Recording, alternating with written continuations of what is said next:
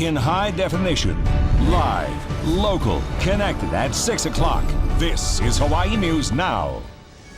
Right now on KGMB, enforcing the rules, why you'll have to pay up the next time you want to meet up at public schools. Ships Ahoy! Molokai activists strike a historic deal with a cruise company that will bring more tourists to the island. Plus, a new promise tonight from Honolulu's new mayor to repair roads full of potholes. But is it a waste of time and money? Good evening, everyone. I'm TERI Okita. Keahi Tucker will be back tonight at 10. One day after vowing to take action on the long lines at the DMV, Honolulu Mayor Kirk Caldwell is making another promise to tackle potholes. But some critics say his plan is full of holes. Tim Sakahara is live in Kalihi to explain. Tim? Well, that's right. You know, the mayor had always said he was going to get out from behind his desk and get out into the public. Well, potholes like this one are some of the things that people like to complain about the most, and the mayor's taking those complaints and doing something about it. Okay. Mayor Caldwell scooped and he stomped. No, this isn't going to be a new mayoral duty, but he vows to get his crews to fill potholes faster. After big rain events, we will redistribute current crews. We're not going to expand, hire more people. We'll just move those who are doing routine maintenance to other areas to fill potholes. The city fills about 52,000 potholes a year, although they know repaving is better. There is $100 million in the budget for repaving, and Mayor Caldwell would like to spend more on roads. Interest rates are at an all-time low. My feeling is we should issue more bonds now, repave more roads, create more jobs, climb out of the recession, and enjoy the low interest rates. Gulick Avenue is on the list to be repaved, but it's also in line for some sewer work, and it doesn't make sense to repave now only to rip it up later. So for now, it's repair instead of repave. Some people thanked him. Others offered their own thoughts. There's already water and dirt under the new asphalt, and when it rains again, it's just going to come loose. And they have to fill the hole over and over again. And they spend all these time filling all these same holes over and over again. If they would do it right the first time, then they could work on other streets and do it right, and they wouldn't have to keep coming back. We cannot focus that much time on any one repair. And while it may be true that some of the potholes that we are repairing may be repeats from prior repairs, all the while there are new potholes that are emerging. And in order for us to deal with not only the new and the old potholes that we have to repair again, we have to get our crews out there in the most efficient, most expeditious manner possible. Oh, okay. Now, there is a pothole complaint hotline. Call 768-7777 and leave as much detail as possible. You can also report on the city's website as well. Now, we'll have that information on our website at hawaiinewsnow.com. By the way, the director also tells us that if you don't see a resolution to your particular pothole that you complained about within a few weeks, report it again. Reporting live in Kalihi, Tim Sakahara, Hawaii News Now. All right, thank you, Tim. After HawaiiNewsNow.com broke the news that Tesoro was closing its refinery, analysts predicted that gas prices would not go up. But tonight, one well-known expert is refuting that prediction. During the past several years, gasoline prices have spiked in several mainland markets where refineries were shut down either because of financial problems or fires. An analyst we spoke with today says the closing of the state's largest refinery will make Hawaii more vulnerable to these kinds of disruptions. Obviously, competition is the heart of business, and when there's less competition, especially for something like gasoline where demand is inelastic, we'll always need it. This is something that will be dangerous down the road. The shutdown of Tesoro's facility leaves the state with just one refinery. Tesoro says its plant will be converted into an import and storage terminal so that gasoline can be shipped to Hawaii. But Dehan says that could add costs for Hawaii drivers who already pay the highest prices in the country. To Molokai now, where a showdown over cruise ships in Kaunakakai seems to have settled down. About a year ago, local activists protested the arrival of a small cruise ship to their harbor. Island residents became divided over the need for tourism dollars versus concerns over the environment and cultural integrity. But today, they inked a compromise. That story, new at 6. 14 months ago, not many would have guessed these parties would be signing on the dotted line. It's kind of what we hope is the building block to building best management practices for tourism on Molokai. Local activists and the owner of Seattle-based American Safari Cruises, ASC, reached an agreement to bring this small 36-passenger cruise ship to the island. We're hoping that Molokai uses this. We put this into our community plan so that anybody else coming as tourists to this island or tourist industry to this island knows that there are steps that they need to take. They don't just come here and do whatever they want. Among other things, the agreement puts environmental restrictions on touring certain parts of the island. It limits the size of a ship to 36 passengers and restricts the number of times ASC can visit to 52 trips a year. The cruise company also agreed it would use tour businesses owned by Molokai residents. We've had a really good agreement, and that also probably the biggest thing for us and for Molokai is that in 2013, late this year, we're planning on actually basing the boat out of Molokai, which will bring more revenue to the community and the hotels. Controversy erupted in the fall of 2011 when protesters twice blocked the ASC Safari Explorer from coming into Kaunakakai Harbor. The ship encountered protesters in the water and on shore. The activists were angry ASC didn't consult residents before coming, raising concerns about the ship's environmental and cultural impact. In the end, both sides say they're pleased they reached a deal. The Department of Land and Natural Resources also attended to facilitate today's signing of that agreement. Turtle Bay Resort's expansion plans have hit a speed bump. The resort's plans to address expected increases in traffic don't go far enough, according to opponents of the expansion. Turtle Bay says it's conducted studies that show that intersection improvements, including traffic signals, will help. Opponents say while they don't oppose tourism, the development will make an already bad traffic situation even worse. We can support a certain amount of that because that's where we get our bread and butter. However, we're not going to have any bread to butter if we can't go to the store and get any. The commission says Turtle Bay's study did not address increased traffic through Kaneohe up the windward coast and also didn't measure the impact of tsunami evacuations. The commission says it will ask Turtle Bay for more information to address those concerns before moving forward. A Kaneohe Cub Scout pack used to meet in a public school cafeteria. Then it got hit with sticker shock. Jim Mendoza is here to explain. What's up, Jim? Hey, Terry. The monthly service charge the Cub Scouts pay to use the school's building went up nearly 10 times what the pack had been paying.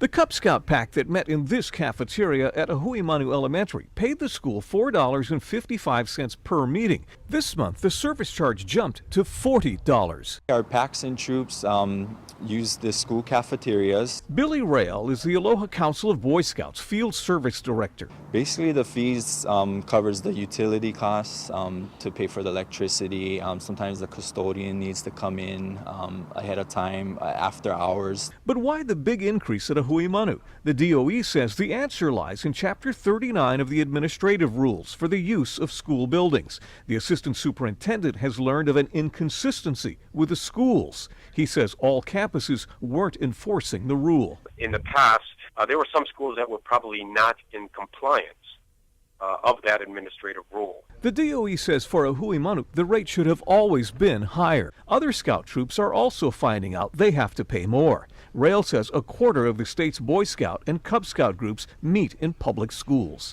The schools, the principals have been strong supporters of the scouting program, and we appreciate all that they do. The DOE says rates are calculated to cover costs, not to make a profit. So really, there's a break-even type point. You're just passing on that expense. Scouts are sponsored by chartering organizations. The pack that met at Ahuimanu has relocated. So a lot of times we look to the chartering organization to find a facility for them to meet that will be safe for our youth. The DOE is now updating its regulations for using school buildings, and it's told all 256 public schools that they must follow the rules as they are written. The principal at Ahuimanu was not available to comment for this story. A karate class also was using the school's cafeteria. It also moved out after it was told it would have to pay more. Jim Mendoza, Hawaii News Now. Jim, thank you. State leaders want to give all kids a chance to succeed in school, and they hope they can do that with an early start. Mileka Lincoln joins us now to explain. Yes, Terry, that's right. Now, Hawaii is one of only 11 states without a state-funded preschool program. Local leaders plan to change that by expanding availability and lowering costs to make preschool a reality for more families. Governor Neil Abercrombie wants state legislators to greenlight a $32.5 million early childhood education program. Now, the initiative is designed to bridge what state leaders are describing as, quote, a readiness divide, separating children with a preschool foundation who are ready to succeed in kindergarten from those who are not. It's not fair to the taxpayers as a whole. We need to have the broadest foundation of children prepared for school. And so that's an investment I think that this legislature will recognize as being a top priority. The change would be phenomenal in both the short, the medium, and the long term. I don't think I could even quantify what we would be able to see in terms of results. State officials plan to roll out the school readiness program by the 2014-2015 academic year, which is just in time to accommodate the thousands of children who won't be able to enroll in kindergarten after the new birth date cutoff goes into effect. It'll be 5 days a week and will mirror the DOE schedule, making it more convenient for parents with older children already in school. Families of 4 making $53,000 or less will be able to enroll for free, and a sliding scale fee will apply to those who make more. Now, the school readiness program still needs to be approved by state legislatures, but officials say there is that added sense of urgency to get it passed before the new kindergarten birth date cutoff goes into effect next year. Mileka Lincoln, Hawaii News Now. Mileka, thank you. You know what? If you haven't already, bust out your umbrellas. Unfortunately, Guy tells us when we're going to need them. Hey, Guy. Well, Terry, you're going to need them because the windy, soggy weather will continue at least through tomorrow, maybe even on Friday. Of course, as you can see, windward areas will get the most rain, and they have been getting the most rain, just like today. And like today, the breezy trade winds will continue to push us around, but softer wind speeds are actually due in for the weekend, along with another handful of weather changes. Now, despite all the rain, the sun did break through today to bring in some warmer temperatures. By midday for the leeward sides, Honolulu topped out at 82 degrees. Hilo, though, cool and damp at 74. I'll have the rest of your forecast coming up in a few minutes. All right, we'll see you then. And even though it's a little wet, we're still known to have the best weather on the planet. And if that's not enough to make you happy, maybe it's where you work. According to a new survey, Honolulu ranked 3rd happiest city to work in. It's based on an analysis of more than 36,000 employee reviews during over a year-long period last year. CareerBliss.com asked people to evaluate 10 factors that affect workplace happiness, everything from their relationship with their boss and coworkers to compensation and the kind of work they do. First place, drum roll, went to Dayton, Ohio. Followed by Knoxville, Tennessee. The places where workers were the unhappiest: Boulder, Colorado, Reno, Nevada, and Wichita, Kansas. I don't know about that. No races, no stunts, no jumps for an extended period of time at Oahu's only motocross park. What brought the track to a grinding halt? And the vow that made dozens of Hawaii residents American citizens today. You know what? Chris Tanaka is always happy. Yes, Terry, correct. Hey, one last chance for the pros to practice on their game before the Sony Open. We'll check in with one player in sports. And the Baseball Writers Association of America with some interesting votes for the Hall of Fame. That too, in just a few minutes. Live, local, connected at 6 o'clock. You're watching Hawaii News Now with TERI Okita and Keahi Tucker. A new roadblock tonight for Oahu's motocross riders. A popular track is temporarily closed for military training. Why? Hawaii News Now's Lisa Kubota found out and has reaction from both sides for us. Lisa. Terry, the Kahuku Motocross Park usually attracts at least 1,000 people. Facility is closed for 2 months of Army training. Now, the park is normally open on weekends and holidays, but 2 units from the 25th Infantry Division will be doing air assault training and other drills. Riders say this closure is unusually long, and since it is the only motocross park on the island, there are concerns that people will trespass to ride their dirt bikes illegally in other areas. And they're going to go into private property areas of maybe Kaena or even up in the East Honolulu side. So that's something that's going to be really bad. We look for any ways to minimize any inconvenience with the community, but we also have to take greater emphasis on the readiness of the soldiers. The closure is scheduled to run through February 28th. The Army says it is refining the training schedule to see if there are any weekends when riders can return. A nonprofit maintains the track and pays for insurance, trash pickup, and equipment. And without fees from riders coming in during the 2 months, the group will be losing money. Lisa Kubota, Hawaii News Now. Lisa, thank you. 60 people are now living the American dream in Hawaii. After taking the oath at a naturalization ceremony at Tripler Army Medical Center, it was official. Dozens waited a long time for this day, a day they could finally call themselves a U.S. citizen. One woman waited 6 years. I really feel I am at home here now. That's different, that I'm not a guest. It was just a long time of waiting and hoping and looking forward to. Well, congratulations, Martina. This is the first group of the year to be sworn in. Congratulations to all. Live look outside now through our Crater Cam. Guy says you may have to bust out your umbrella. He's going to be back with your full forecast coming up. And tune in less than 15 minutes from now for our half-hour special on the life and the legacy of Senator Daniel Okita. You'll get to see his remarkable personal and private life, from his service in World War II to his 36 years of service in the United States Congress. Daniel Okita, the Aloha Statesman, airs tonight on KHNL at 6:30.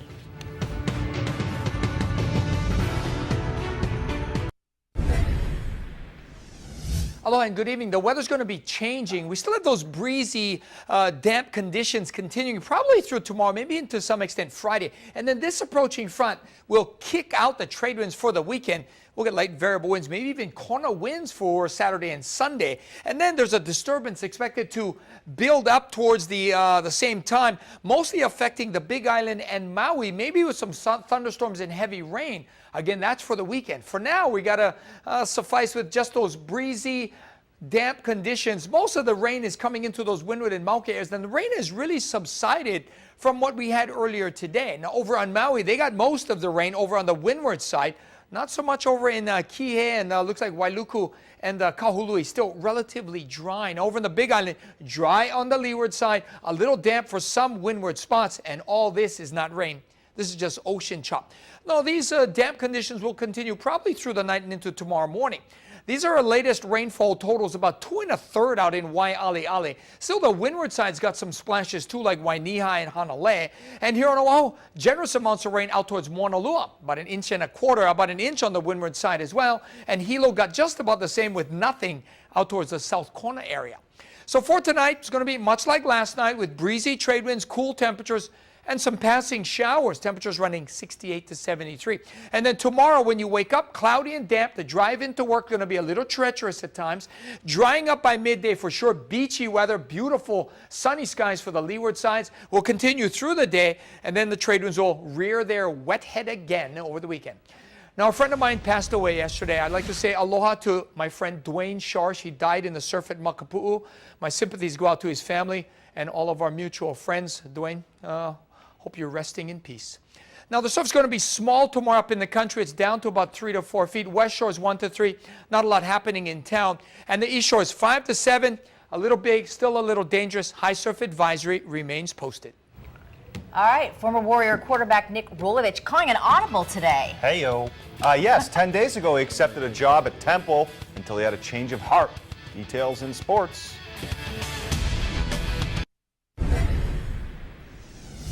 One great chance for the pros to survey the course. One great chance for the amateurs to survey the pros. Better believe it, today, Pro-Am Day at the Sony Open. Tomorrow it all gets going, but today 50 teams hit the course at Waialae just 24 hours before the tournament begins. Included therein in the field, Tournament of Champions winner Dustin Johnson, who's riding high entering the first full field tournament of the PGA season. Tomorrow, just need to go out and play a good solid round of golf. This golf course, especially if it's windy, it plays tough. And, you just got to hit a lot of good shots, good drives, good second shots. I mean, it's just a tough golf course. Playing in the Pro-Am today, Coach June Jones and Slippers, as well as Hawaii News Now Assistant News Director Scott Humber. He reportedly fired a 99. Said he had a team score of 13 under. Hey, here are some notable team times you should choose, should you choose to watch in person. Local boy Dean Wilson, part of the second group off the first tee. Johnson goes off at 7:50 a.m. at number 10. If you go over in the afternoon, you can catch the always popular and mercurial John Daly teeing off at 12:50 from the first tee. Hey, tonight a double dip of UH basketball action as the Bows and Wahine are playing against UC Irvine. The men just tipping off in California. The Wahine set to jump at the Stan Sheriff Center at 7 p.m. Of course, we'll have your full highlights tonight at 9 and 10 o'clock. Turns out Nick Rolovich will not be heading to Temple after all. Rolo, who was the offensive coordinator at Nevada this last season, was going east after the retirement of Chris Ault. However, new Wolfpack head coach Brian Polian lobbied, and Rolo decided to stay. And finally, for the first time in 16 years, the Baseball Writers Association of America did not vote anyone into the Baseball Hall of Fame. Barry Bonds, Roger Clemens, Sammy Sosa among those snubbed due to their checkered past involving performance-enhancing drugs. One player who was perennially clean, Craig Biggio, 3,000 hits, didn't make it. Hopefully he gets in next year. Next year. All right, and one quick last look at weather. All right, the tournament starts tomorrow. There you go, Sony. Breezy trade winds through Friday, then the weather turns hot and sunny on Saturday. All right, a caucus special coming up on KHNL. Next news on K5. Choices.